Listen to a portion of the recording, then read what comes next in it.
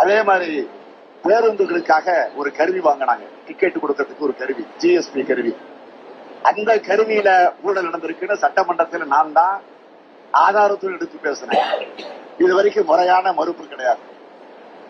அது மட்டும் இல்ல, பொறியியல் படிச்சுக்கிட்டு இருந்த ஒரு இளைஞன் கோகுல் என்பவரை கடத்தி அவனை கொலை மிரட்டல் செஞ்சு அவனுடைய சொத்துக்களை எல்லாம் பறிமுதல் செஞ்சு அவன் அதற்கு பிறகு அந்த குடும்பத்தை சார்ந்தவர்கள் நீதிமன்றத்துக்கு போய் அந்த பிரச்சனை இப்ப நீதிமன்றத்தில் இருக்கு. இப்ப எங்க இருக்காருன்னு தெரியல.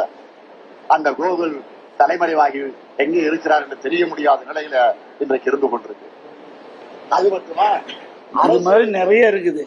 இப்படிப்பட்டவரை யார் சொன்னது? இன்றைய முதலமைச்சர் அன்றைய தினம் திரு செந்தில் பாலாஜி அவர்கள் அவர் அமைச்சராக இருந்த பொழுது, அவர் எதிர்கட்சியில் திராவிட முன்னேற்ற கழக தலைவர் திரு ஸ்டாலின் இருந்த பொழுது சொன்ன கருத்து.